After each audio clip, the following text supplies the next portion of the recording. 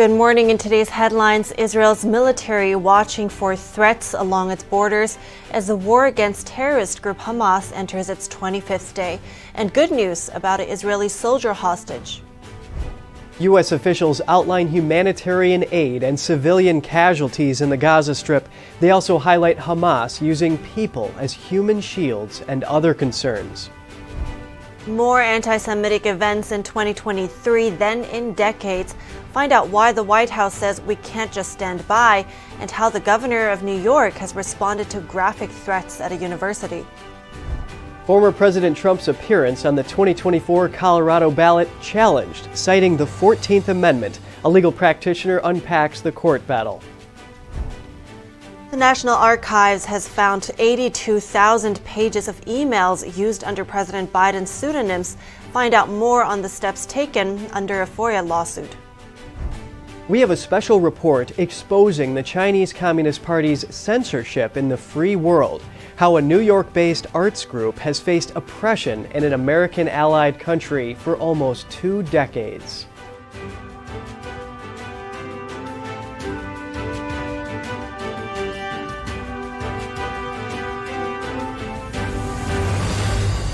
Good morning. Welcome to NTD. I'm Kevin Hogan. Good morning, everyone. I'm Evelyn Lee. Today is Tuesday, October 31st. And you know, Evelyn, Hamas terrorists have really put Israel in a tough position, whether to yield to calls and leverage a ceasefire to get hostages out, or press on with their goal to eradicate Hamas to make sure this doesn't happen again. Right. Well, but it seems like Israel is pretty clear on which decision they've made. And our top news today is related. The war between Israel and Hamas is now on its 25th day. The hostage situation in the Middle East has taken a turn. In a video, a hostage is seen pleading for help, directly addressing Israel's prime minister. His response is decisive, signaling Hamas's tactics won't work. NTD's Jason Perry has the latest and a warning. This report contains footage that some viewers might find disturbing.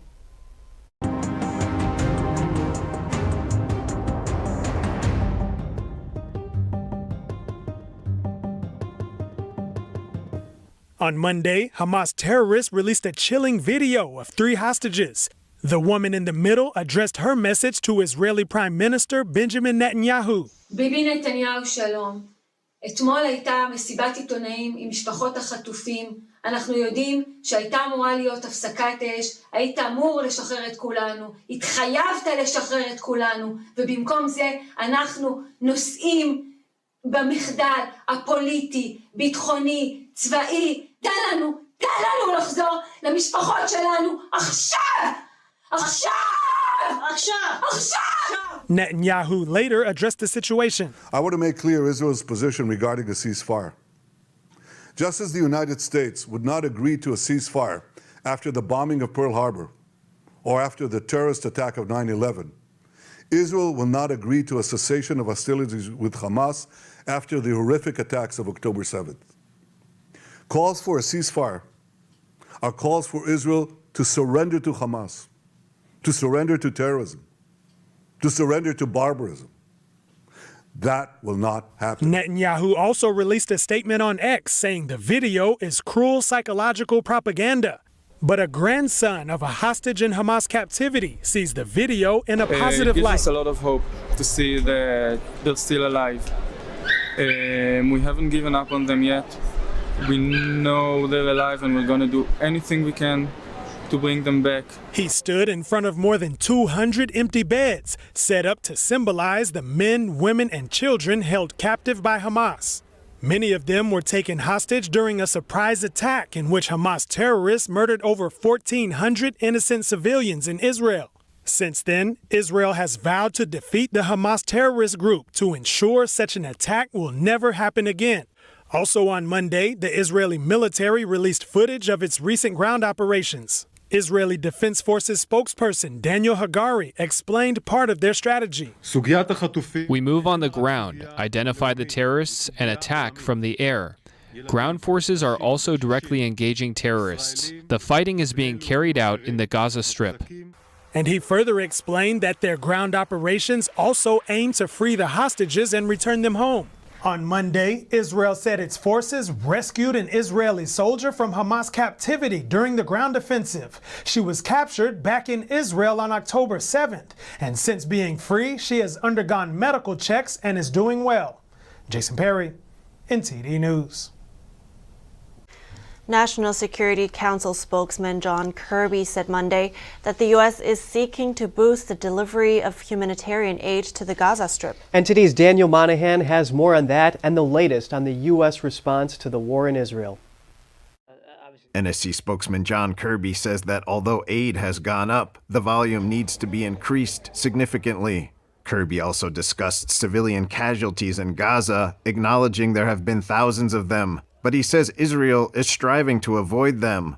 But unlike Putin in Ukraine, and unlike what Hamas did on October 7th, killing civilians is not a war aim of the Israeli Defense Forces. Their war aim is to go after Hamas terrorists. Terrorists, I might add, that are using innocent Palestinians as human shields. Kirby also discussed Israel's campaign to uproot the Hamas terror group. You can decapitate a terrorist organization, you can decimate their capabilities, you can render them a lot less effective. Kirby says such moves may not remove the ideology that allows the terror organization to recruit and get funding. But look at ISIS right now. It's a shadow of itself. Remember, they were storming across Iraq and Syria with this big caliphate that they wanted to govern. Back to Gaza aid, State Department spokesman Matthew Miller said 45 trucks carrying food, water, and other humanitarian aid moved through the Rafah crossing into the enclave on Sunday. That's the highest single-day shipment to date. Miller says the U.S. is also making progress on ensuring the delivery of fuel supplies. I should note that even as we work to provide fuel for these essential humanitarian services, Hamas continues to maintain extensive fuel reserves. Rather than provide that fuel to hospitals or aid workers or for other civilian needs, however, it continues to hoard it for the benefit of its fighters and to carry out its terrorist attacks against Israel.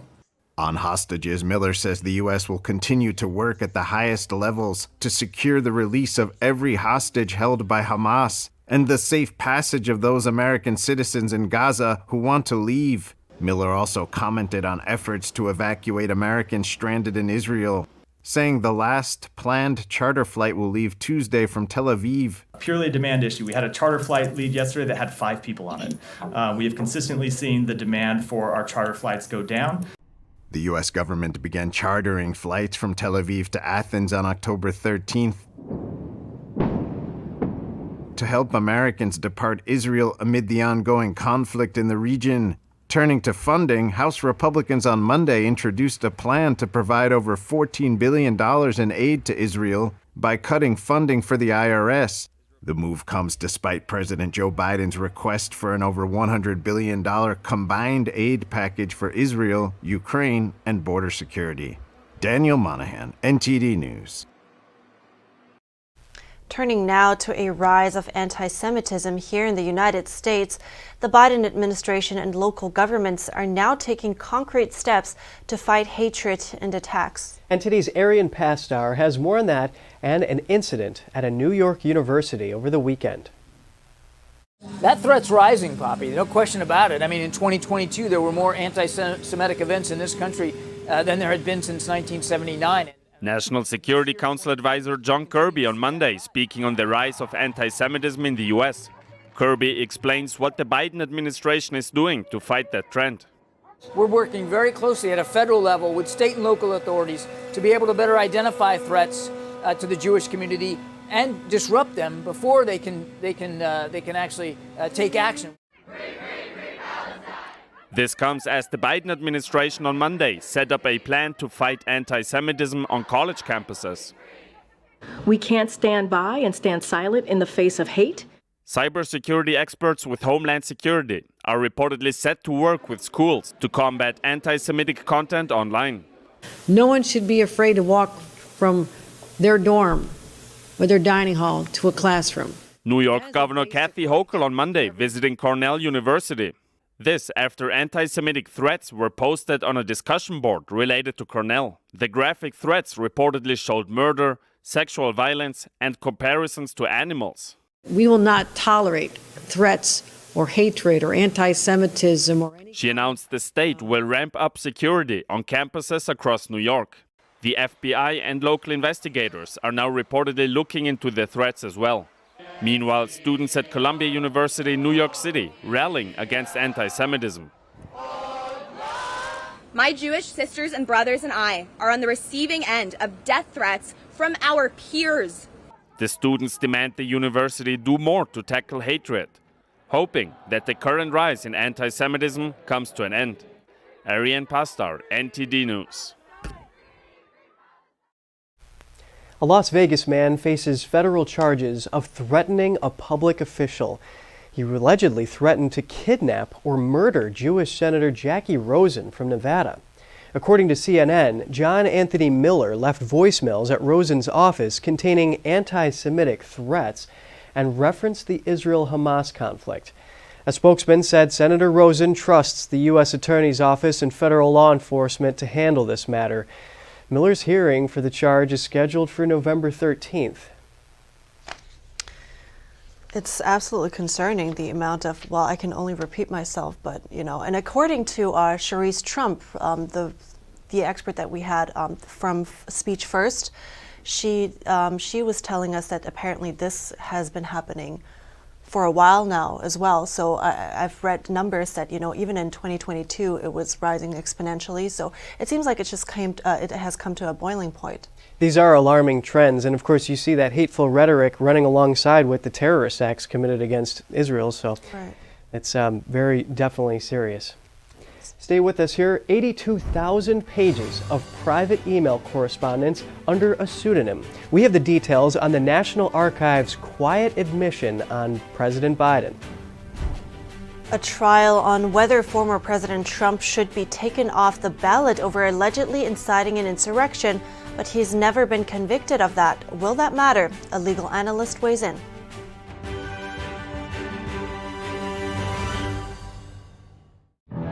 The highest art is beautiful,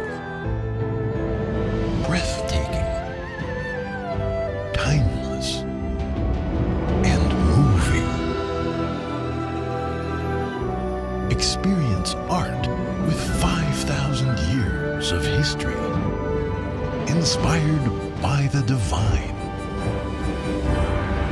Experience Shen Yun. What if you could whiten your teeth by simply brushing your teeth? Now you can with Smile Actives, the teeth whitening breakthrough that safely gets your teeth white and keeps them white every day, just by brushing your teeth. I never thought that whitening my teeth could be so easy. I just put the gel on the brush, the toothpaste on it, brush, and I can see my white teeth. Simply add Smile Actives to any toothpaste and our patented PolyClean technology activates into a powerful microfoam that penetrates into the enamel surface to safely lift and remove stains. You need a simple way to whiten your teeth. Without strips, without trays, without going to the dentist. And it was about time that a product was developed that you would be able to do that with just brushing. And now, Smile Actives is even better with new Pro Whitening Gel with 33% greater whitening power, clinically shown to whiten teeth faster, up to 8 shades. 100% of users saw whiter teeth. On food stains, coffee and wine stains, even on veneers, crowns, and dentures. I eat the blueberries, I drink the coffee, and I know that Smile Actives will keep my teeth white every day. If you could use something so easy like Smile Actives to take yellow teeth to white teeth, why wouldn't you? Why spend hundreds of dollars for whitening treatments at the dentist when now you can whiten your teeth with new Smile Actives Pro Whitening Gel every time you brush your teeth? Call or go to smileactives.com and for a limited time get new Pro Whitening Gel for just $24.95. Order in the next 5 minutes and buy one get one absolutely free for just $24.95. That's 2 for 1 and save 58%. We'll even include free shipping. Get your teeth whiter guaranteed or return it within 60 days for your money back. I smile every day now. The difference is literally night and day. So now I'm always smiling, always choosing, because now my teeth are much whiter. This offer is not available in stores, so call or click now before the special buy one get one free offer goes away.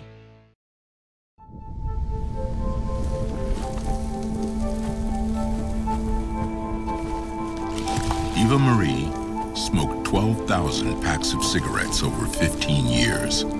She quit, and now there's a new lung cancer screening that could save her life. You stopped smoking. Now start screening. No matter how much you smoked, early detection could save you. Talk to your doctor or learn more at savedbythescan.org.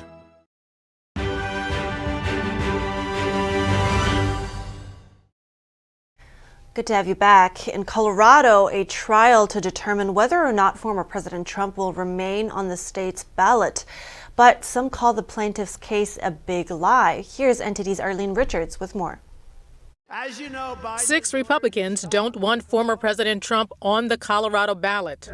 They filed a lawsuit in a state court accusing him of inciting an insurrection. They're asking the judge to order his removal from the ballot. Trump tried to get out of the case, but Judge Sarah Wallace said the state's law doesn't limit her from considering federal election matters. In recent months, liberal groups across the country have been drumming up support for barring Trump from seeking office. They're relying on Section 3 of the 14th Amendment of the U.S. Constitution. Attorney James Bopp Jr. explained the law. Section 3 of the 14th Amendment is called the Disqualification Clause. And what it does is that if someone has taken an oath to defend the Constitution of the United States and then engages in insurrection, that's the exact wording, engages in insurrection, then that person is disqualified from taking the oath of office again.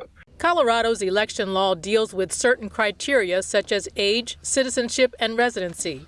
Bopp says there are 2 reasons the 14th Amendment insurrection clause isn't applicable here. First is they're talking about qualifications, not disqualifications. And this Section 3 is a disqualifier, not a qualification. And the Arizona Supreme Court expressly ruled that their statute about qualifications did not include a disqualification as in Section 3. The second thing is more substantive, and that is a person must be, quote, qualified, end of quote, on or before the date of the term the office begins. So it's a assume office qualification statute. In other words, even if Trump should be disqualified, he said under Section 3, it can't be decided until Congress meets to certify the election, and then it has to be by a 2/3 vote. The plaintiff sued the Secretary of State, Democrat Jenna Griswold, but she's not taking a position on the case. Her attorney said she believes Trump is significantly responsible for an insurrection. Bopp said to say insurrection is a lie. And of course, the lie here is that there was an insurrection on January 6th. And the second lie was that Trump engaged in it. In other words, committed a direct, overt act. Plaintiff's case hinges on this judge determining that Trump incited an insurrection. The judge dismissed a defense under the First Amendment. She allowed the plaintiffs to admit 408 out of 411 findings from the January 6th committee report. And most of the plaintiff's witnesses have some connection to the January 6th incident. Bopp said Trump is not receiving any due process. There are no rules of evidence, and he can't defend himself upon any constitutional right. And now we're bringing in Paul Kamenar, the lead counsel at the National Legal and Policy Center, to talk about Trump's ballot disqualification case in Colorado. Paul, thanks for coming on the show today. No court ever convicted Trump of an insurrection, so how can he be taken off the ballot for having allegedly engaged in one? Well, that's a very good question. And in fact, he hasn't even been charged with insurrection by Jack Smith here in the District of Columbia. So he hasn't been charged with it. And even, in terms of the law itself, it says that you're disqualified from holding office if you engage in insurrection. It doesn't say that you can't be on the ballot. And that's what this is all about, is whether or not it can be on the ballot. Moreover, go ahead. Yeah, really interesting intricacies. Go on. No, I was going to say, and also the Section 3 actually says that it applies to members of Congress, the Senate, president-electors, or vice president electors, and officers of the United States. So the people filing the suit says, aha, President Trump is or was an officer of the United States. But the Supreme Court has long ruled that officers of the United States are those who are appointed to those offices, not elected. And so, if the framers of the 14th Amendment wanted to include the president, they talked about members of Congress, the Senate, president-electors. They left out president. So it doesn't apply to him. And then finally, how are you going to decide whether he engaged in insurrection or rebellion? Congress passed a law about that, and a couple Proud Boys were convicted. And so you have to have a trial in a federal court to see whether he's convicted or not. So this is really a Hail Mary pass by those who are trying to keep Trump off the ballot. And this suit will not fly once it's finished or even goes to the Supreme Court. So I don't see this happening at all.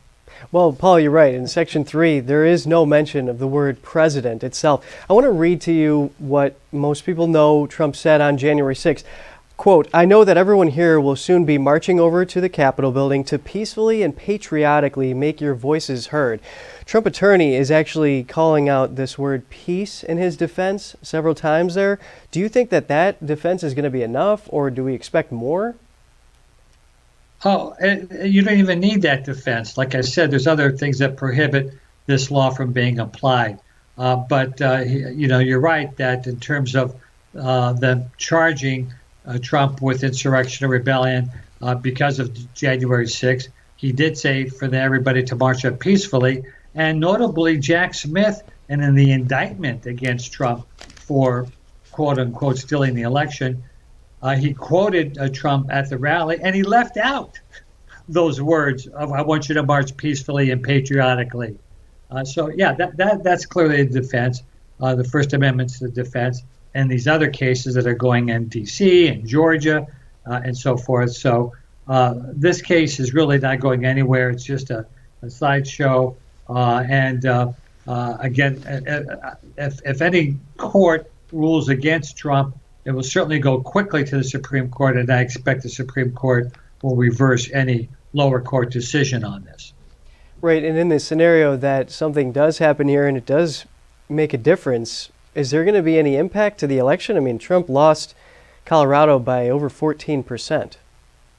Oh, yeah, absolutely. I mean, each state is important, and therefore, whether it's Colorado or other states where it's close elections, it's very important that he be on the ballot in those states. So that's why if there's any ruling against Trump, and then in Colorado, by the way, that ruling will come out in a couple of weeks. There's going to be closing arguments on November 15th, and the judge in that case said she will rule 2 days later.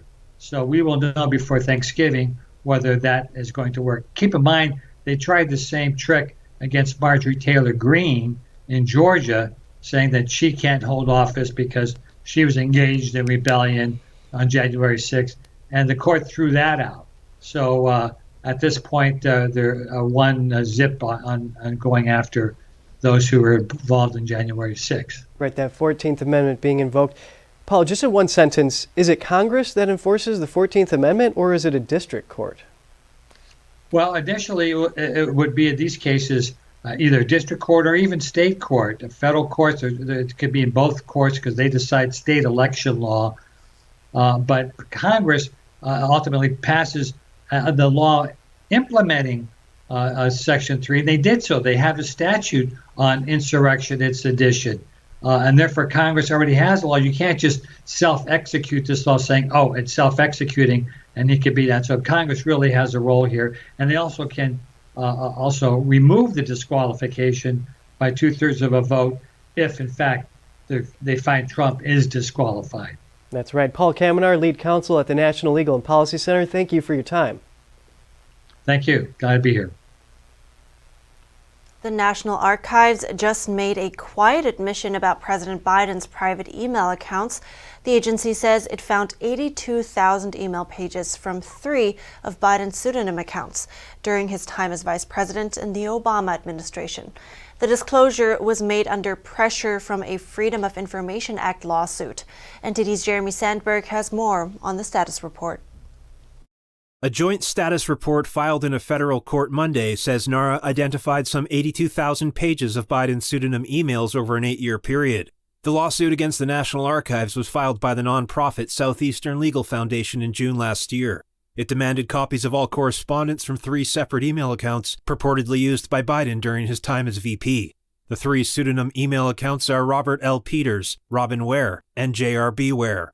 NARA says its search found a high volume of potentially responsive documents and is working to produce non-exempt portions on a monthly rolling basis. Monday's status report says the parties plan to discuss ways to narrow the request to speed things up and agree on a rate of processing. It also states both parties agree any legal issues that come up can be decided at a summary judgment, but not until further talks take place. It's possible Biden could have submitted the private emails to NARA given the large number in the agency's possession. Officials like a vice president are obligated to keep government-related emails from private accounts under the Federal Records Act. Biden's total far surpasses a State Department report on former Secretary of State Hillary Clinton's roughly 52,000 private emails made public under a FOIA request, some of which were recovered after being deleted. The parties are asking the court to issue an order for a joint status report by December 8th, documenting NARA's rates of processing and production and proposals for the next steps in the case. Jeremy Sandberg, NTD News. Just ahead, several hundred Americans are believed to be in Gaza and are trying to flee. Is the U.S. doing enough to help them return safely? A retired naval officer gives us his insight. Y'all know me. Every day I'm hustling. I'm grinding and making deals because a girl loves her bling. But the one thing I don't have to hustle for is paying for expensive car repairs, thanks to CarShield. Plans through CarShield can protect up to 6,000 parts and systems in your car, including the engine, transmission, air conditioner, entertainment system, and more. That's right. CarShield administrators get cover repairs paid on the most expensive parts of your car, all for one low monthly rate that never goes up, for as long as you cover your car. That's their price lock guarantee. I want to keep my car on the road as long as possible, and CarShield Administrators helps me do that. I trust CarShield Administrators because they paid my claim. Being an essential worker and a mom of 3, finances can be very tight at times. If it wasn't for CarShield, I wouldn't have my car. And with their best coverage ever, CarShield administrators go the extra mile, including car rental options. You'll also get 24/7 coast-to-coast roadside assistance for flat or damaged tires, lockouts, dead batteries, and courtesy towing, all at no additional cost to you. That's right. You don't need to do any hustling for these extras. They're all included. The cars will break down, there's no doubt about it. That's just the way it is. I got stuck with high repair bills before. That's why I called CarShield. Nobody likes expensive car repair bills. That's why you have to call CarShield before you break down. Darlings, if you want to be smart and get those car repairs paid, then call CarShield now. Leave the hustling to the professionals. Pick up that phone right now before your car breaks down. Protect yourself from the unprecedented rise in cost for parts and repairs. Call now to save money with your price lock guarantee. Call 800-418-7697. 800-418-7697. 800-418-7697.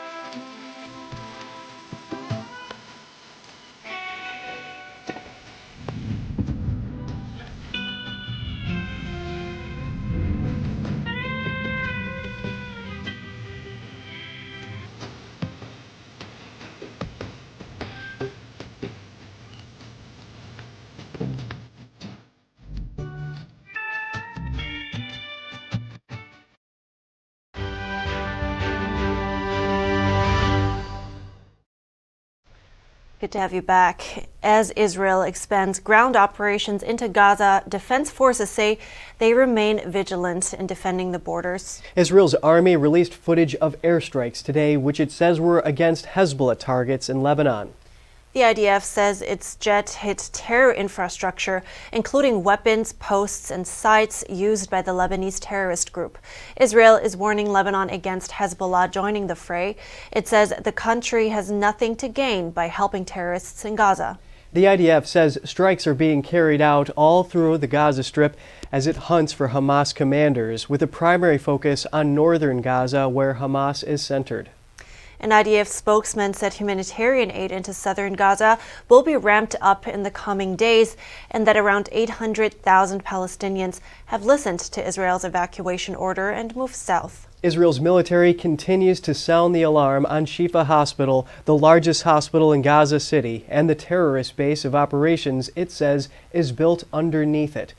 It condemned putting civilians at risk and says it needs to be stopped before it's too late. Meanwhile, doctors and forensic experts in Israel are working around the clock to try and identify victims killed on October 7th. Hundreds of unidentified bodies remain, many mutilated and in fragments. Workers say it's a haunting task because of the evidence of torture. An Israeli-German woman kidnapped by Hamas from a music festival has been declared dead by the Israeli government. Videos of Shani Lok went viral and symbolized for many the horrors of the terrorist attacks. Please note this report contains content that some may find disturbing. Here's the story. The Israeli government announced Monday on X that a missing Israeli woman was pronounced dead. The statement read, quote, "We are devastated to share that the body of 23-year-old German-Israeli Shani Lok was found and identified." German Chancellor Olaf Scholz commented on the victim, who had dual German-Israeli citizenship. For me, this news is something that is terrible. A human being has been brutally murdered, and it shows the barbarity behind the Hamas attack. It is terrible, and it shows the mindset of the perpetrators. There's no justification, and this is something that we as human beings can only deplore. Shani Lok's skull was found and identified through DNA testing. Israeli President Isaac Herzog told the German newspaper Bild, quote, "This means that these barbaric, sadistic animals simply chopped off her head as they attacked, tortured, and killed Israelis. It is a great tragedy, and I extend my deepest condolences to her family." Her mother is struggling to understand the barbarity of what her daughter had to suffer. So in this time, really, a whole world breaks down. You don't understand. You don't get it. You said she was on a festival. What happened? Why do people behave like this? Like human, like animals? I don't know. I really have no explanation for this. But it's not clear exactly what happened to Shani Lok. Authorities haven't released full details to the public. The family initially believed she was injured but alive. Now they believe she was killed on October 7th when she was kidnapped from an outdoor music festival she was attending. Her mother, Ricarda Lok, did hold on to one bit of comfort, telling media at least she didn't suffer. To discuss the quest to get Americans out of Gaza and back home, we're bringing in retired Lieutenant Commander at the Office of Naval Intelligence, Stephen Rogers. Lieutenant Rogers, thank you for your time this morning. Oh, you're welcome. Is the United States doing enough to get Americans out of Gaza? Well, at this point we are. The objective is to get them out alive. But one thing must be understood, and I know it's very difficult for people who have never been in war or in the military to understand. We're dealing with terrorists. We're dealing with animals. They have no regard for any human life. So the only way we're going to be able to get them out, at least in the future, if negotiations don't work, is to use as much military might as we can. These terrorists must be decapitated. They must be destroyed. So when you say military might, do you anticipate an actual U.S. intervention in the Middle East?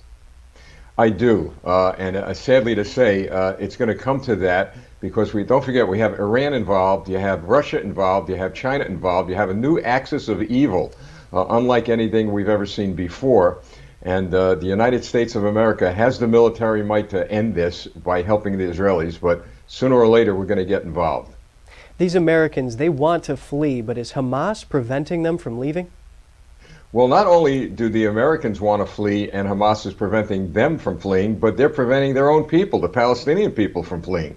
Again, no regard for any human life. They've enslaved their people, they've harmed their people, and now they're using their people as well as the hostages as human shields. So what should be done about this? Complete and total annihilation of Hamas, of Hezbollah, of these terrorist groups. And by the way, we might as well add Iran to the list. They've been a sponsor of terrorism for as long as I've been living. They have killed Americans, they have killed people from different countries around the world. Well, it's time to kill them.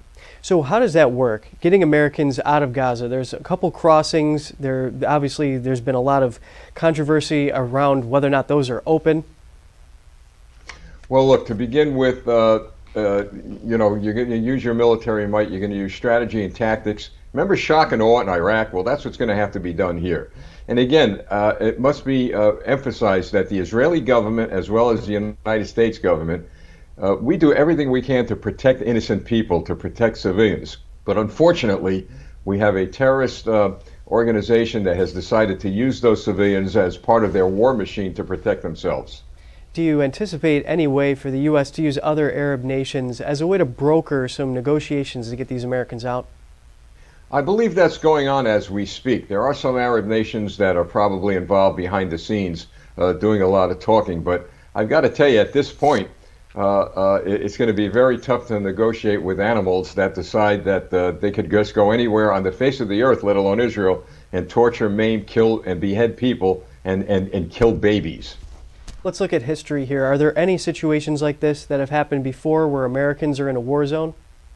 Yes, as recently as Afghanistan, we've had Iraq. We do have Americans in Africa where there is fighting, what you could say is a war zone with terrorists. So this is nothing new with regard to Americans being in war zones. What is new is the fact that you have a terrorist group now using these Americans as leverage to negotiate in the future or as human shields to protect themselves. So what happened in those other cases? Well, you know, when you're fighting an enemy that is sponsored by a country, you could pretty much go in and do a lot of negotiation. In some of those cases, it took special forces to go in and take people out, but never at the scale as we're seeing right now. The difference is going to be the military might that the United States has in the region is showing what may happen, which means a wider regional war that nobody wants, but my guess it may come to that. Of course, it's very difficult to predict these kinds of things in advance, but do you think that this will cause the United States to be more vigilant about issuing warnings for Americans not to go to places where a situation like this may arise? Well, yeah, I think we have to be vigilant more so with regard to terrorism in total. I'm really concerned about what's being prepared to do damage here. Don't forget, we have an open border, thousands of people who've crossed that border, young men, if you will, that we can't find. So I know a lot of focus has been on the Mideast, but I'm worried about one big thing that could happen here. We could end up focusing on the battlefields right here on the streets of America if we're not vigilant and warn Americans right here to wake up. And if you see something, you better darn say something. Lieutenant Rogers, these are 500 to 600 Americans that are within the confines of Gaza, and obviously Israel has somewhat of a blockade around there. So do you think there needs to be dialogue between the United States and Israel to open that up? Well, there has been, and it's ongoing, but we've got to be very careful. When you open up a border, if you will, like Gaza, you may be opening up the entrance of more terrorists. It's a very difficult situation that the Israelis is in, but I could tell you, they're doing everything they can, that is the Israeli government, to get food, water, and aid into the area to help the civilians that are trapped there. It's very great hearing your analysis. Retired Lieutenant Commander Stephen Rogers at the Office of Naval Intelligence. Thank you. Well, thank you very much. A Hamas leader says responsibility for the safety of civilians in Gaza lies with Israel and the UN. That was in response to a reporter's question about why no bomb shelters were constructed to protect civilians despite building an extensive tunnel network. Watch. Everybody knows that 75% of the people in the Gaza Strip are refugees, and it is the responsibility of the United Nations to protect them. Activists in Toronto occupied the office of Canada's Deputy Prime Minister Chrystia Freeland yesterday. They demanded a ceasefire in Gaza. Footage shows protesters holding a placard reading "Stop Genocide Now" and chanting "Free Palestine" in Freeland's office. Protesters in support of Palestinians also gathered on the streets, holding banners, signing, and chanting. The protesters demanded an end to what they called Canadian complicity with Israel and a military embargo and economic sanctions on Israel. Hamas terrorists invaded Israel on October 7th. They slaughtered more than 1,400 people, mostly civilians, and took over 200 hostages. Prime Minister Netanyahu rejected calls for a ceasefire yesterday. He says Israel will continue its war against Hamas until victory. Japan announced today a fresh set of sanctions on parties connected to the terrorist group Hamas. The sanctions consist of freezing the assets of individuals and a company that have helped fund Hamas. They're in line with new sanctions announced by the United States earlier this month. It is the first set of sanctions Japan has imposed on Hamas since its deadly rampage on October 7th that killed over 1,400 people. Individuals, including Hamas operatives, were newly added to the list of people and organizations deemed as terrorists by Japan. Coming up, Canada bans 2 more popular apps from government devices. Find out why officials blocked WeChat and Kaspersky antivirus for download. Important testimony by Google's CEO in the U.S. versus Google antitrust trial. Business correspondent Don Ma has the details when we return. We have a special report exposing Chinese Communist Party censorship in the free world. How a New York-based arts group has faced oppression in an American allied country for almost 2 decades when we come back.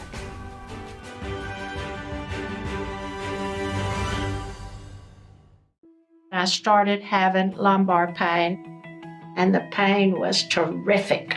Called the number. She was asking me very thorough questions, and it was like a done deal. You have a pain on the back, and the pain on the back goes towards your hip, and then goes to the side of the leg, side of the calf, and the foot. And the foot is numb. And he pointed, he says, if we don't correct this now, you will be in pain the rest of your life.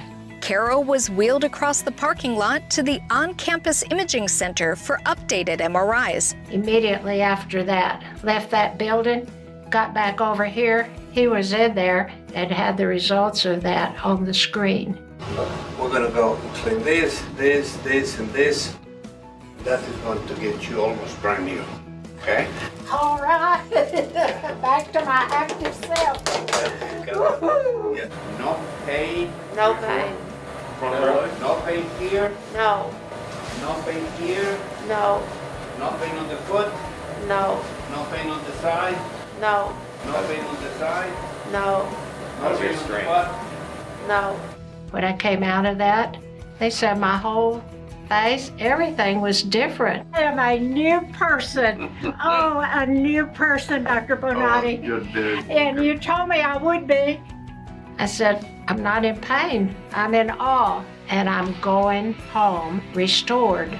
Bonatti succeeds where others fail. For more stories like these and the rest of our program, check out American Medicine Today, featuring cutting-edge medical and science innovators and a medical professional's insight on political and social issues plaguing our nation and healthcare. American Medicine Today, Saturdays 6 and Sundays at 9 on NTD Television and other streaming platforms. Anyone who's ever sold a home can tell you it is really hard. That's why who you work with matters. Together with HomeLight, we've helped thousands of people sell faster and for the best price.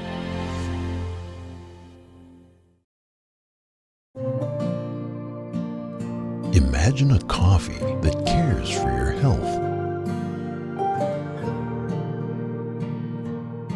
Expertly fermented with a 50-enzyme complex to enhance flavor and remove bitterness. Small batch roasted to a decadent medium dark, resulting in a brew that is gentle on digestion, low acid, and up to 90% less caffeine than regular coffee.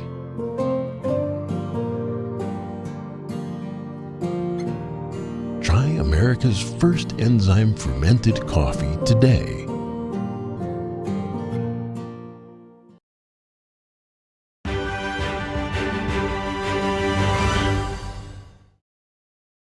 Good to have you back. Canada has banned China-owned WeChat on government devices.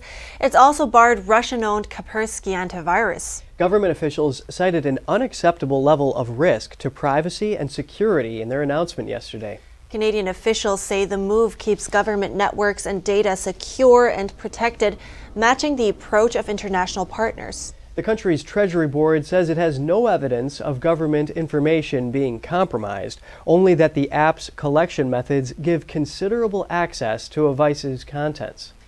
Kaspersky said it was surprised and disappointed by the move and that it wasn't given the chance to address concerns. The Russian firm says no evidence or due process was provided to justify the action. The company claims it was done in response to the geopolitical climate instead of an evaluation of its integrity. The two apps are now blocked for downloads on all government-issued devices. Canada banned China-owned TikTok in February over similar concerns.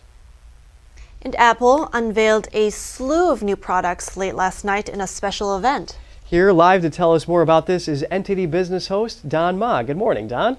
Morning, Kevin. Can you give us some highlights of the products shown at the event? Sure. Actually, the star of the event was all about the new Apple Silicon chip, and it's called the M3. It's the third generation of Apple's M Silicon chips. The chip is based on a first ever 3-nanometer technology. This is the smallest design that Apple's Macs have ever used. And according to Apple, the 3-nanometer chip creates transistors that are so small, you can fit 2 million of them in the cross-section of a human hair. There's 3 versions of the chip. It's the M3, M3 Pro, and M3 Max, and each is more powerful than the last. This new generation of chips, it's going to be faster and more powerful than the previous generation of chips. So we're talking about faster GPU and CPU performance here. Incredible. Now, which computers will get those new M3 chips? Right. So Apple unveiled 3 products that's going to be shipped with the new 3-nanometer chips. They're the MacBook Pro 14-inch, the MacBook Pro 16-inch, and the 24-inch iMac. And during the event, Apple said the laptops could actually get up to 22 hours of battery life. The screens are brighter as well, and for anyone who likes darker MacBooks, there's actually a new color for those who purchases a new MacBook with the M3 Pro and M3 Max configurations. And this new color is called Space Black. It's just a darker gray. And then as for pricing, the base model of the MacBook Pro is going to be a bit cheaper actually. It's going to be $400 less, starting at $1,599. 24-inch iMac is also getting M3. It's advertised as 2 times faster than M1, starts at $1,299. Pre-orders actually started yesterday. That's really interesting, Don. Yeah, and Apple is just keeping us consumers on our toes here. What do you think? Something for Black Friday? Maybe. I mean, for those who are on Intel-based MacBooks, I think it's a worthwhile upgrade. But perhaps for those on M2, that's the 2nd generation, maybe they have to consider whether it's worthwhile. So, it depends on the person. Excellent. Well, you got anything else for us, Don? Sure. Google CEO Sundar Pichai testified yesterday, and he gave what may be key testimony in the landmark Google versus the U.S. Antitrust lawsuit. Pichai acknowledged yesterday that being the default search engine was important in keeping people tethered to Google products. The federal case revolves around whether Google's dominance is illegal. The company uses agreements with companies like Apple to keep their search engines as the default one on the phone and on computers. And Google says, if people don't like Google search as the default, they can simply switch to another. So that was pretty important yesterday, but other than those, that's all from me. Well, thank you so much for keeping us updated here. Thank you, Don Ma, host of NTD Business. Yeah, pleasure as always. And the New York-based Shen Yun Performing Arts entertains and moves audiences around the world, but it often faces opposition from the Chinese Communist Party, even in countries allied to the U.S. NTD dives into the history of the CCP's interference with the performing arts company and the implications it has on the free world. The long arm of Chinese censorship reaching a key U.S. ally. South Korea.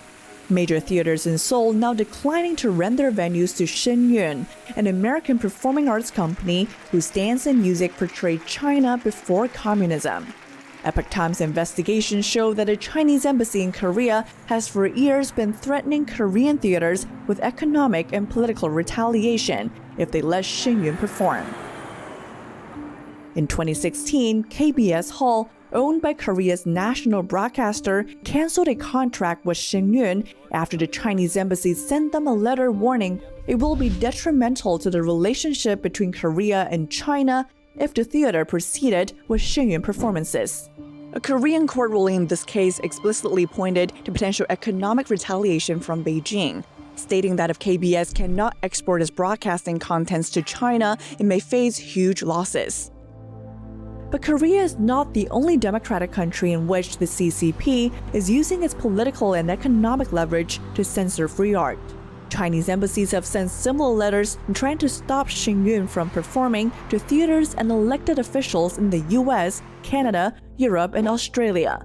In one case in Spain, the Chinese ambassador there admitted on tape that he personally warned a Madrid theater that they would lose the Chinese market if they didn't cancel Shen Yun.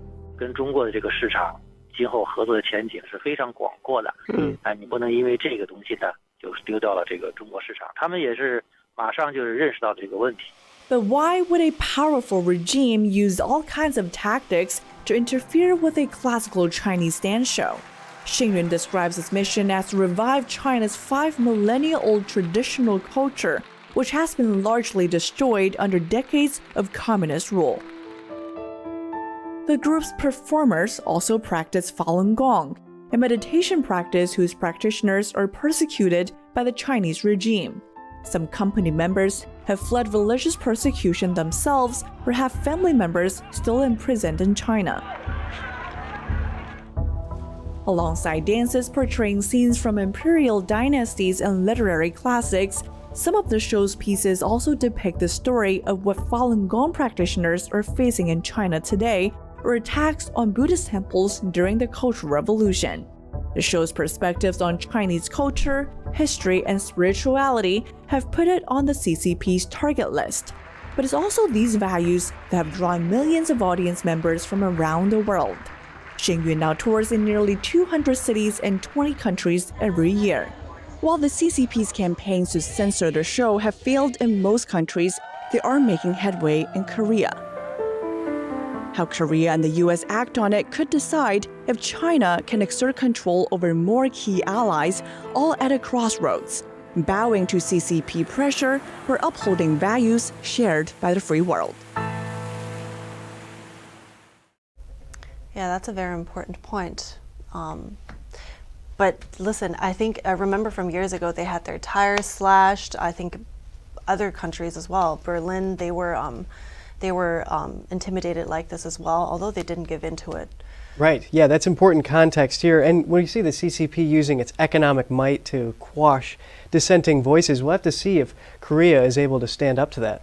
That's right. And I mean, everybody, we've spoken to a lot of people that speak out against the CCP that experience similar intimidation tactics. And I guess NTD and Epoch Times, the sister media, we're not really we're familiar with that as well to an extent, right? So yes. So we're moving on here. A 92-year-old man survives the October 7th Hamas terrorist attack after having escaped the horrors of the Holocaust 83 years before. Hear his story. The founder of a famous human rights organization shares her thoughts on the Israel-Hamas conflict. Hear more about what she calls a struggle between good and evil.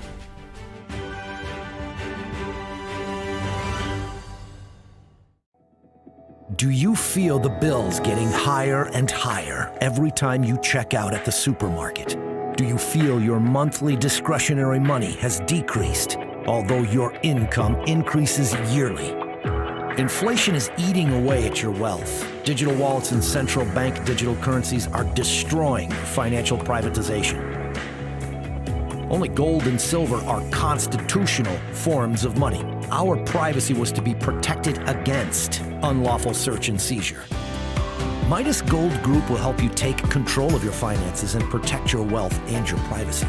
Pulling money out of the corrupt banking and investment system is a way to privatize your finances as the elite push us towards digital wallets and central bank digital currency. Protect your wealth with real money. Deal with the best. Midas Gold Group, a proud America First company. MidasGoldGroup.com.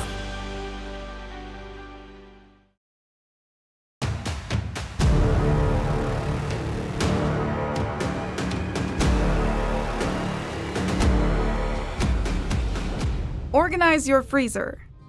Now keep your freezer fresh and long-lasting. Smart Freezer Container. Thanks, Soyun. The magic of the freezer. Make efficient use of freezer space. Keep the freezer cleaner and more tidy. Easy to store modular system. Resistant from minus 22 degrees to 212 degrees. For family safety, BPA-free and LDPE material. Different sizes for different applications, depending on the size and use. Use it smartly. Efficient space utilization for cold air circulation. Neatly organized with minimal empty space. Partitions and trays for more efficient storage. Smart Freezer Container. Thanks to Soyun. My Towels solved a problem that we've all had with towels. You go into the stores and they feel lotiony and soft, but then you get them home and they wind dry you. That's why I made My Towels. They actually work, they're soft, and they absorb. And now I'm excited to announce 2 brand new lines of My Towels. What makes them the best towels ever is they're now made with 100% long staple Shapir cotton. This is a combed ring spun cotton that makes My Towels even softer and more absorbent than ever. And now you get a 6-piece set for an amazing introductory sale price as low as $29.98. So go to mypillow.com or call the number on your screen.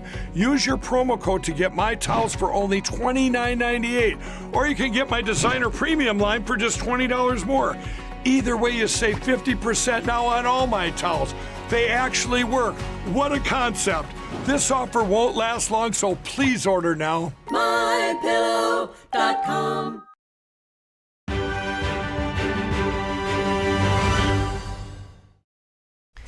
Good to have you back, and here is a moving story. At the age of 8, his family fled rampant anti-Semitism in Poland just before the Nazi invasion. Then on October 7th, 83 years later, his life was endangered again, this time by Hamas, also looking to kill Jews.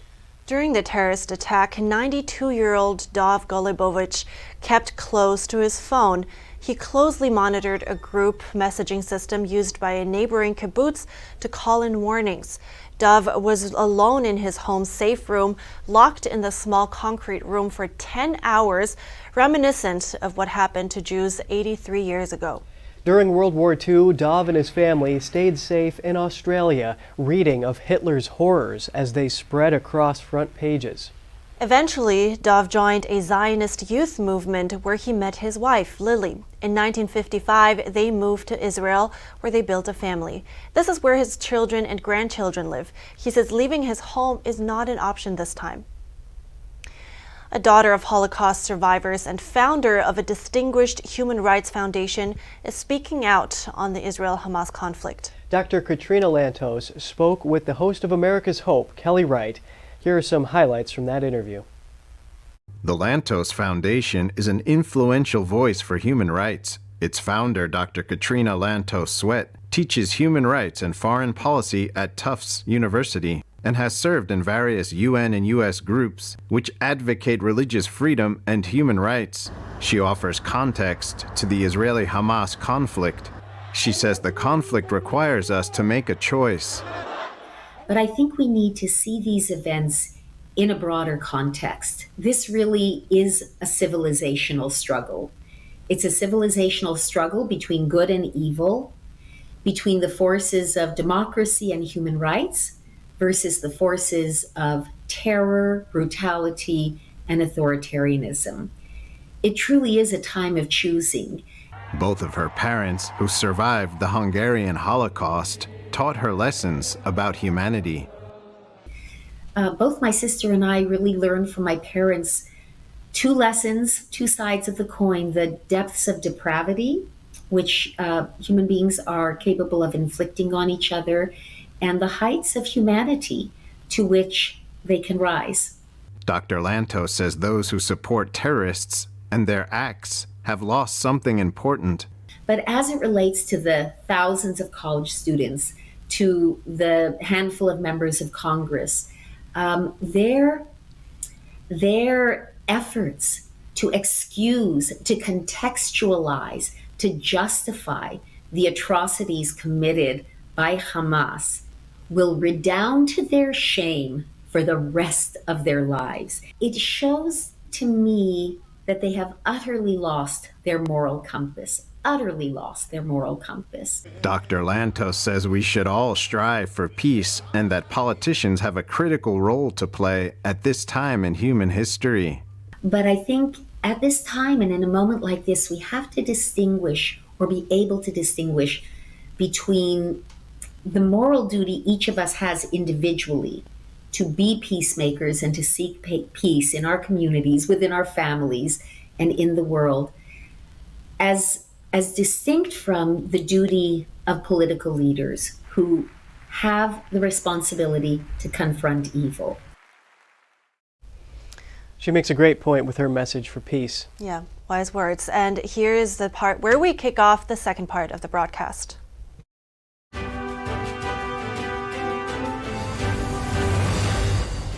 President Biden reigns in the power of AI with his emergency federal powers.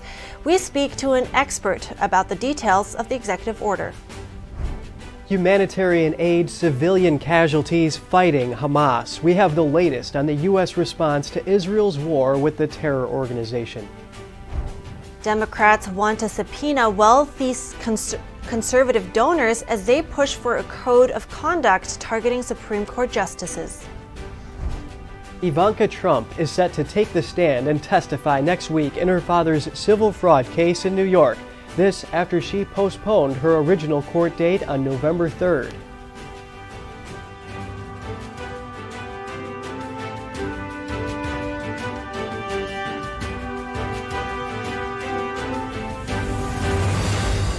Welcome back. It's good to have you here. And to those of you just joining us, good morning. Welcome to NTD. I'm Kevin Hogan. Good morning from me as well. I'm Evelyn Lee. Today's Tuesday, October 31st. And again, let's get right into our top stories. President Biden turning to emergency federal powers to rein in the risk of AI. His administration vows to move faster than the technology itself. NTD's Iris Tao has more from the White House.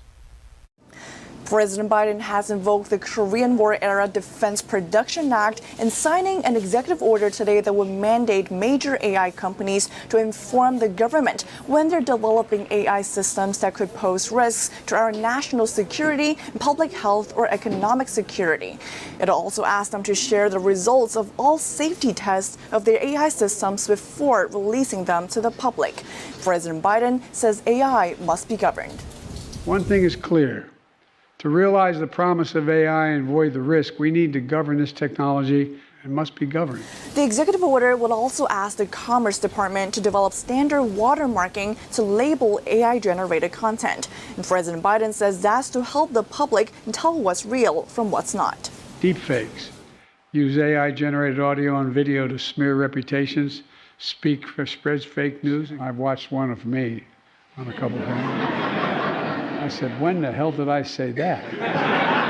Before today's announcement, the White House did get 15 major AI companies such as Meta, Google, and Microsoft to agree to voluntarily allow for outside testing of their AI systems. But now it's a mandate for them to do so, and more actions could also come from Congress. Meanwhile, on the economy, President Biden today held the latest tentative deal reached between United Auto Workers and the big three automakers, and calling it a historic agreement that showed worker power. Reporting from the White House, Iris Tao, NTD News. And we want to hear more on the AI executive order. To dig deeper, we're bringing in an AI expert, Phil Siegel. He's also a founder of an AI company called Captors. Good morning, Phil. Good to see you. So first, what do you think will the impact be from those AI orders on the tech and AI industry? Yeah, good question. You know, the executive order is very wide-ranging, sweeping, almost a position paper for the government on artificial intelligence. You know, the downside here is it's an executive order, so some of these things will not really be able to be enforced without Congress's help.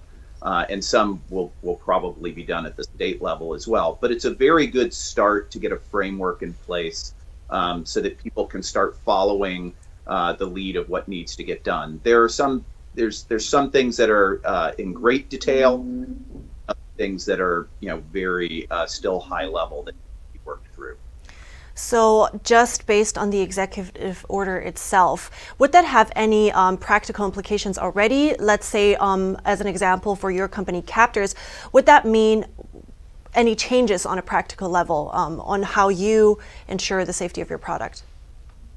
Yeah, so our products are really built around, we're not using artificial intelligence as a platform. It's much more as an application to help society prepare for some of the very disasters that this executive order are trying to prepare for. So it probably won't change what we do day to day.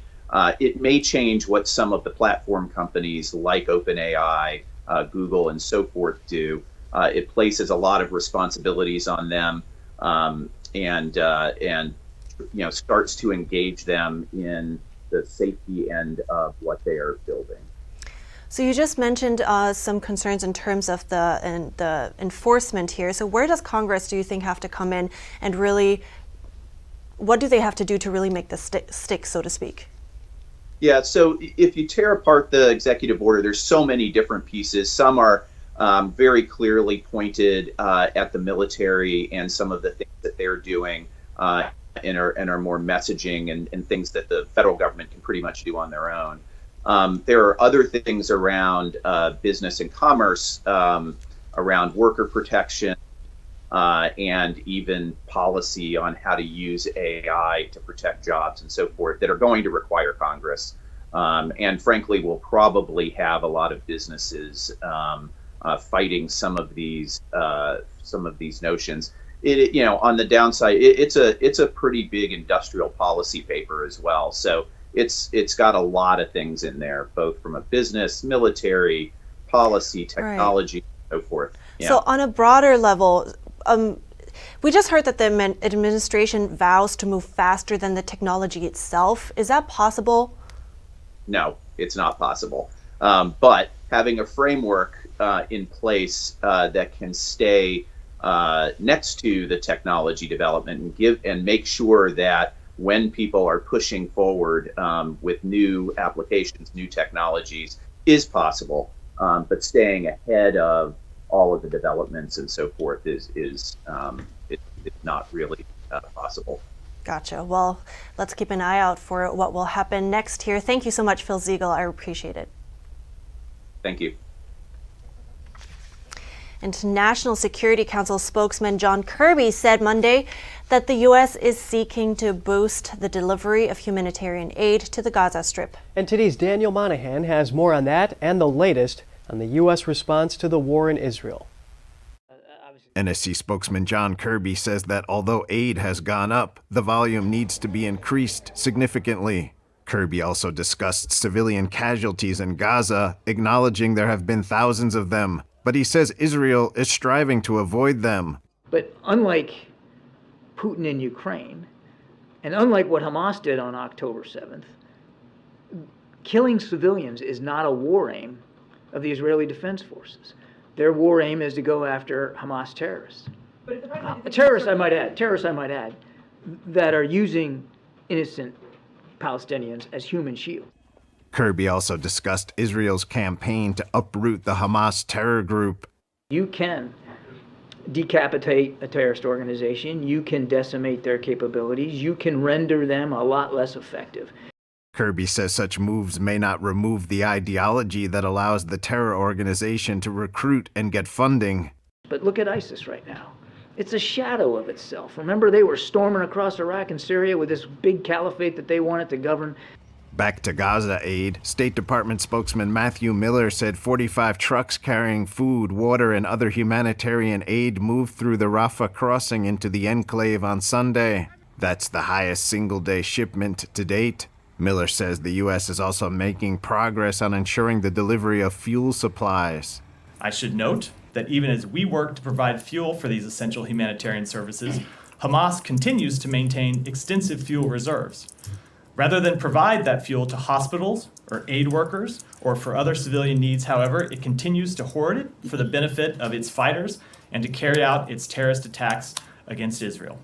On hostages, Miller says the U.S. will continue to work at the highest levels to secure the release of every hostage held by Hamas and the safe passage of those American citizens in Gaza who want to leave. Miller also commented on efforts to evacuate Americans stranded in Israel, saying the last planned charter flight will leave Tuesday from Tel Aviv. Purely a demand issue. We had a charter flight leave yesterday that had 5 people on it. We have consistently seen the demand for our charter flights go down. The U.S. government began chartering flights from Tel Aviv to Athens on October 13th to help Americans depart Israel amid the ongoing conflict in the region.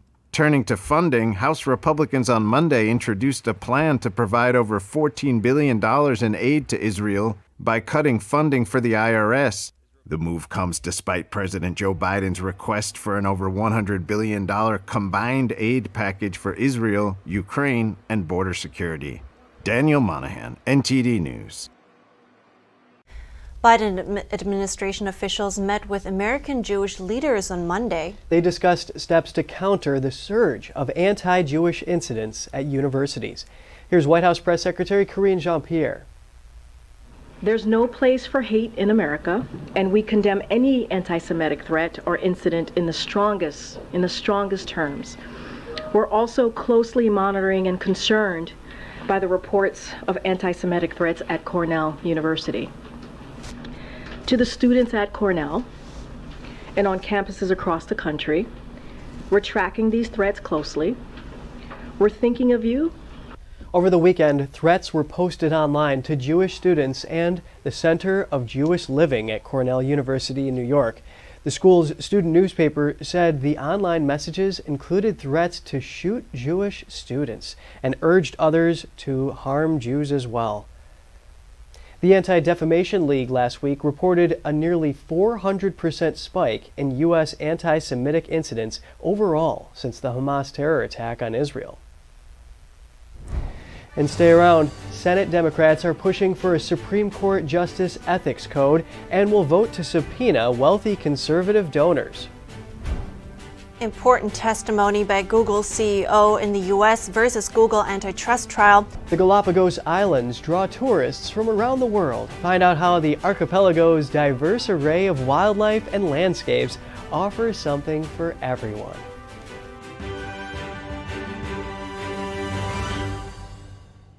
Did you know African elephants could become extinct in our lifetime? In fact, more than 90% are already gone. If we don't act now, they will disappear forever. But we can't do it alone, because when it comes to saving elephants, it's you plus IFAW, the International Fund for Animal Welfare. You plus IFAW together can help stop poaching, protect habitats, and save thousands of elephants. Call or go online right now to join IFAW.org and give $19 a month, only 63 cents a day. You can save elephants and the places they call home. Together, we can fund rangers to stop poachers in their tracks, protect the land elephants need to roam and survive, and provide loving care for those who have been orphaned so they can one day be released back into the wild. But the only way we can do this life-saving work is with you plus IFAW. So call or go online with your gift right now. With the monthly support of people just like you, elephants like Moses are alive and thriving today. It takes years of hard work from dedicated teams so orphaned elephants can learn the skills they need to survive in the wild. So please, call now or go online with your monthly gift. You can help provide the urgent care elephants need so this generation won't be the last. And when you use your credit card, you'll get this exclusive membership kit, including your very own IFAW t-shirt to show it's you plus IFAW standing together to help rescue and care for these majestic creatures. The danger for elephants is more urgent than ever before. That's why we need you. It's going to take all of us to help save elephants before they disappear forever. So please, call right away or go to joinifaw.org with your monthly gift, because together, you plus IFAW can save lives. Regardless of where you are on your path to retirement, you can still take charge of your financial future today. Visit aceyourretirement.org and answer a few questions from Avo, your friendly digital retirement coach, for free tips, resources, and advice customized for your situation to help you feel confident and prepared for retirement. Retirement looks different for everyone. Make sure you're prepared for your financial future at aceyourretirement.org. Shen Yun Creations, the streaming platform from Shen Yun, featuring world-class dance, past programs, and all original music.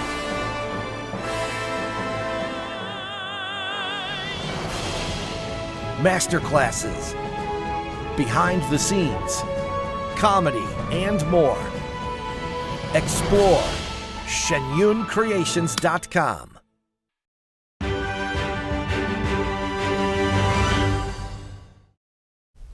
Good to have you back. Senate Judiciary Committee Democrats said yesterday they plan to schedule a vote to authorize subpoenas in their investigation into ethics reform at the Supreme Court. The investigation comes after a series of stories over the last several months suggested some justices, especially Clarence Thomas, have skirted ethics rules. Committee Chair Dick Durbin said the subpoenas would target Harlan Crow and Robin Arkley, the second wealthy conservative donors, and Leonard Leo, a longtime conservative activist. The three have all been linked to Thomas and others in recent news stories. Durbin says they all declined to fully engage with the committee on a voluntary basis during its inquiry. A Democratic aide says the committee will likely vote on the subpoenas on November 9th. The news marks an escalation of the Senate's investigation. It comes as Democrats are pushing regulations that would require the justices to adopt a code of conduct directed specifically at the High Court. It is likely to trigger new separation of powers concerns between the branches of government. A trial in Colorado will determine whether or not former President Trump will remain on the state's ballot. Earlier, I spoke with Paul Kamenar, the lead counsel at the National Legal and Policy Center, to discuss the legitimacy of the case and its significance. No court ever convicted Trump of an insurrection, so how can he be taken off the ballot for having allegedly engaged in one? Well, that's a very good question. And in fact, he hasn't even been charged with insurrection by Jack Smith here in the District of Columbia. So he hasn't been charged with it. And even, in terms of the law itself, it says that you're disqualified from holding office if you engage in insurrection. It doesn't say that you can't be on the ballot. And that's what this is all about, is whether or not it can be on the ballot. Section 3 actually says that it applies to members of Congress, the Senate, president-electors or vice president-electors, and officers of the United States. So the people filing the suit says, aha, President Trump is or was an officer of the United States. But the Supreme Court has long ruled that officers of the United States are those who are appointed to those offices, not elected. Right, and in this scenario that something does happen here and it does make a difference, is there going to be any impact to the election? I mean, Trump lost Colorado by over 14%. Oh, yeah, absolutely. I mean, each state is important, and therefore, whether it's Colorado or other states where it's close elections, it's very important that he be on the ballot in those states. So that's why if there's any ruling against Trump, and in Colorado, by the way, that ruling will come out in a couple weeks. There's going to be closing arguments on November 15th, and the judge in that case said she will rule 2 days later. So we will know before Thanksgiving whether that is going to work. Keep in mind, they tried the same trick against Marjorie Taylor Greene in Georgia, saying that she can't hold office because she was engaged in rebellion on January 6th, and the court threw that out. Ivanka Trump is set to take the stand next week in her father's civil fraud trial in New York. Former President Trump's eldest daughter will appear in court on November 8th. She's scheduled to testify after her father as a final witness called by Letitia James's lawyers. She was initially set to appear on November 3rd, but had to reschedule due to her other commitments. Ivanka Trump had been listed as a co-defendant along with her two brothers, her father, and several other Trump Organization executives in a $250 million fraud lawsuit filed by New York Attorney General Letitia James. In June, Ivanka Trump was dismissed as a co-defendant in the case after an appeals court said claims against her were too old. Ivanka's brothers, Donald Trump Jr. and Eric Trump, are expected to testify later this week. Former President Donald Trump is scheduled to take the stand Monday. Following Ivanka Trump's testimony, the defense will start calling witnesses. Republican presidential hopeful Vivek Ramaswamy says he will be present for the next primary debate. The announcement comes after Ramaswamy publicly questioned whether he would attend and after criticizing Republican National Committee debate rules. Ramaswamy was unhappy with the RNC after it blocked him from debating Republican candidate Chris Christie one-on-one. After the last debate, Ramaswamy's campaign asked the RNC to change its rules so Republican voters can focus on candidates capable of beating President Biden. He asked the RNC to limit debate participation to the top 4 presidential candidates, not including former President Trump. He also requested increased donor thresholds and the selection of a single moderator who can enforce debate rules. The next Republican debate takes place in Miami on November 8th. And a U.S.-led alliance of 40 countries plans on signing a pledge to never pay cybercriminals ransomware, according to a White House official. This comes after some recent highly publicized cyber attacks on a couple of Las Vegas casinos. While many countries receive ransomware demands, the U.S. is the victim of nearly half of all cyber attacks worldwide, according to a U.S. National Security Advisor. Ransomware hackers encrypt a company's data and demand ransom payments to unlock them. Sensitive client data is also stolen and may be leaked online if demands aren't met. The new alliance will utilize better information sharing about ransom payment accounts. Alliance countries will have a blacklist through the U.S. Treasury Department. Information sharing platforms will be created by Lithuania, Israel, and the UAE. Google CEO Sundar Pichai gave what may be key testimony in the landmark Google versus the U.S. antitrust lawsuit. Pichai acknowledged yesterday that being the default search engine was important in keeping people tethered to Google products. The federal case revolves around whether Google's dominance is illegal. The government argues Google used agreements with companies like Apple to cut out rival search engines in a way that breaks antitrust law. If Google loses, it may be forced to scrap some of its business practices. The company argues that when people don't like default search engines, they can switch to another. The Galapagos Islands draw tourists from around the world. It's a place where visitors are surrounded by unique wildlife.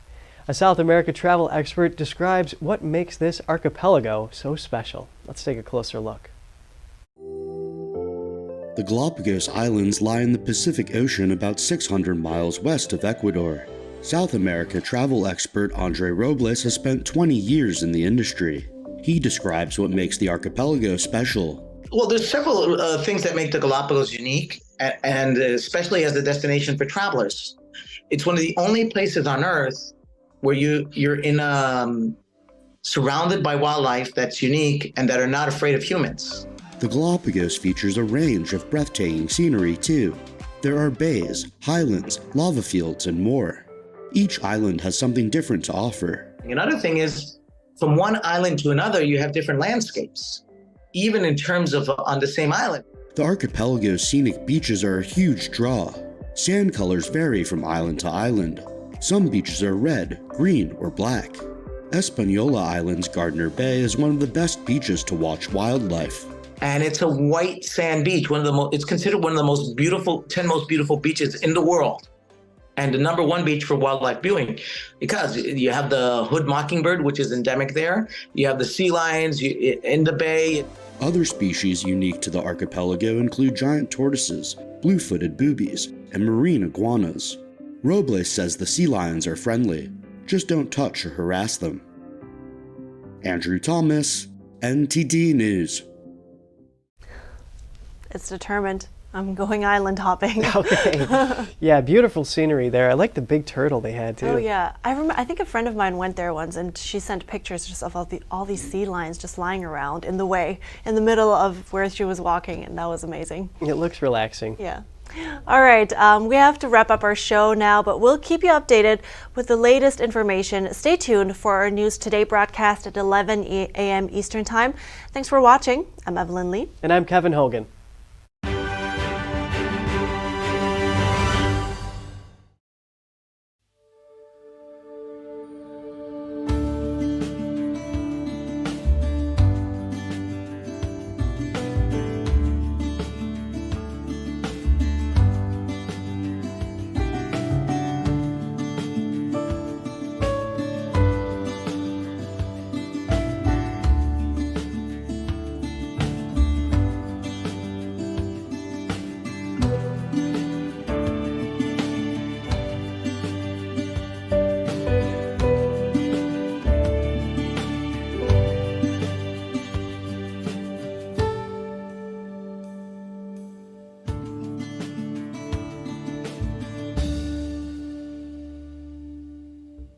Thanks for watching us on YouTube. Did you know YouTube only keeps selective videos on its platform? So if you want to make sure you get the full picture, just subscribe to our newsletter.